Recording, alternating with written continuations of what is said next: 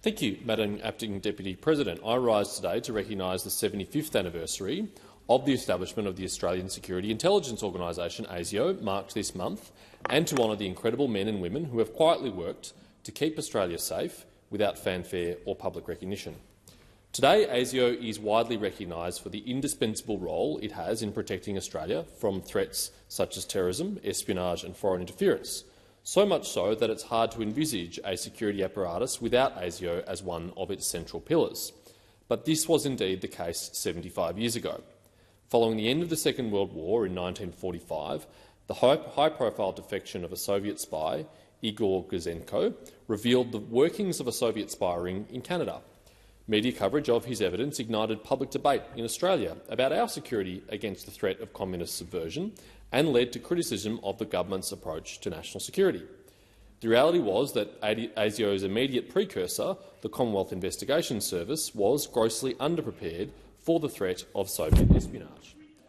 Historian Jacqueline Templeton described how the CIS was, quote, incompetent because it had very little backing from the government. The service was financially starved, with virtually no money to run agents or mount operations, no money for training personnel or for attracting skilled and properly qualified persons. In fact, the CIS did not even automatically vet its employees who were undertaking secret duties, somewhat ironic given ASIO's new responsibilities for top-secret vetting across the Commonwealth provided by legislative amendments last year.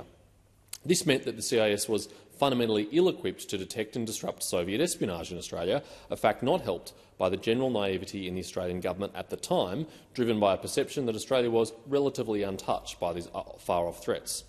While the Australian government may have been relaxed about these threats, our allies were not. As David Horner writes in the first volume of the official history of ASIO, signals intelligence was at the heart of American and British concerns about security in Australia in 1948 and led directly to the establishment of ASIO in March 1949. These concerns focused on two areas. First, information from decrypted Soviet cables revealed unequivocally that Australian citizens in key government departments, such as External Affairs, were spying on behalf of the Soviet Union. Second, as a result of this spying, Britain and the United States cut off Australia from access to Allied SIGINT, thus damaging Australia's standing as a reliable defence partner. It is hard to understate the significance of these revelations. Through the closely guarded secret of the Nona project, the Americans and British worked closely to intercept, decrypt and translate cables between Moscow and 27 cities around the world, including Canberra. The analysts read more than 200 cables, revealing names or cover names of about a dozen Australians, demonstrating that Australia had been thoroughly penetrated by Soviet intelligence. Our allies were understandably unimpressed and began to withhold sensitive intelligence from Australia. In August of 1948, the US would decide to withhold all classified information from Australia. Facing pressure in the wake of the Nona revelations about the Australian government's maturity when it came to matters of national security, Prime Minister Chifley made the decision to form a new security service on 20 September 1948.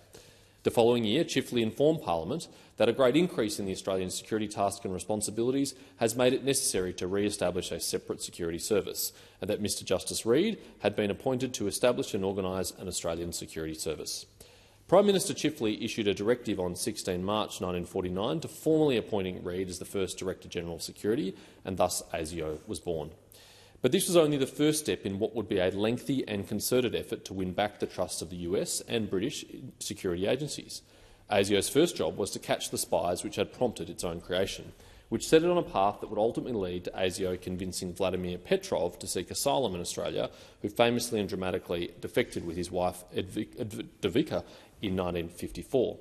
The image of Mrs Petrov being walked towards the tarmac at Sydney Airport by armed Soviet minders to return to the USSR remains one of the most iconic photos in Australia's history. If the Venona revelations were the nadir of Australia's security agencies in the Cold War, the Petrov affair was undoubtedly the peak. As Horner writes, quote, "The defection of the Petrovs was a considerable triumph. Just on 5 years after its formation, ASIO had managed to achieve the defection of the most senior MVD officer since before the Second World War. The Petrovs brought much valuable information and established ASIO's reputation among Allied security services. 70 years later, our closest allies are still comfortable sharing today with us their most sensitive secrets, as evidenced most recently by the AUKUS agreement." The Petrov affairs and the subsequent Royal Commission into Espionage would, for the first time, shine a light on ASIO and its operations and see the organisation recognised for its important contribution to Australian security.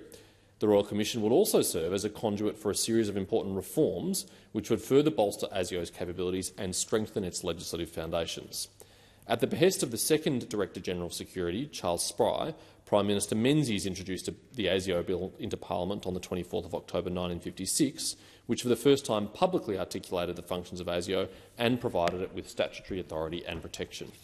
Menzies would further shore up ASIO's statutory powers by creating offences to cover treason, treachery and sabotage, and enabling ASIO to legally intercept communications through things like wiretaps. These reforms were then accompanied by an increase to ASIO's budget and staffing. 20 years later, the first Hope Royal Commission would have far more significant ramifications for ASIO. Justice Hope had been commissioned by the Prime Minister Whitlam to inquire into Australia's national security agencies, including their history, administration and functions. The Hope Royal Commission, while critical of ASIO in some respects, ultimately provided impetus for the government to significantly increase its investment in ASIO's capabilities and ensure the ASIO Act provided clear legal cover for its mandated activities. This led to reforms legislated in the ASIO Act 1979 and the Telecommunications Interception Act 1979, which provided ASIO with a clearer operating framework that was foundational to the work ASIO does today. The second Hope Royal Commission in 1983 also led to enduring, if less dramatic, reforms of ASIO.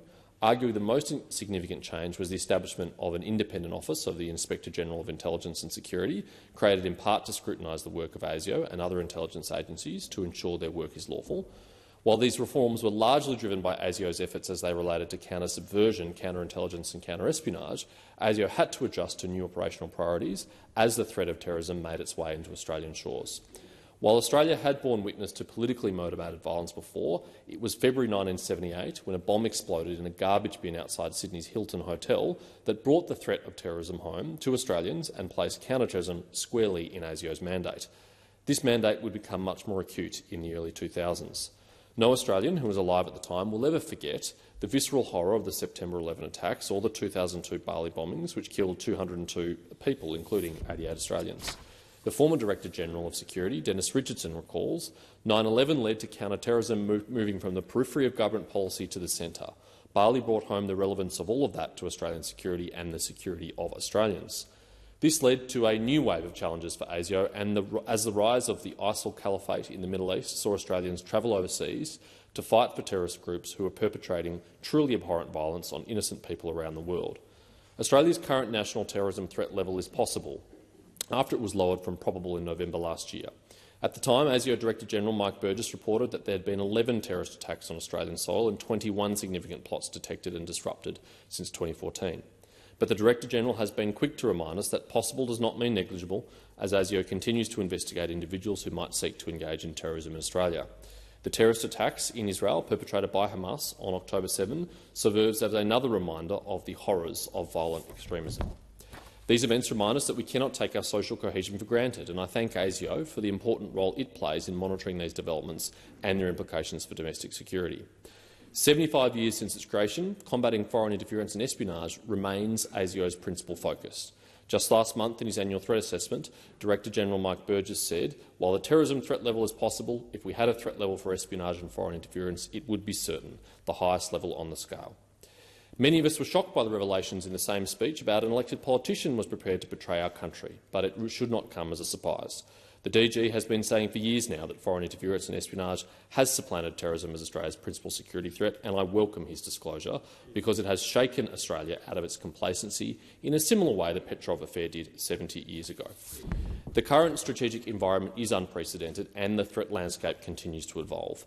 But Australians can take comfort in knowing that ASIO will rise to the challenge, remaining vigilant and shielding our country from those to seek to do us harm.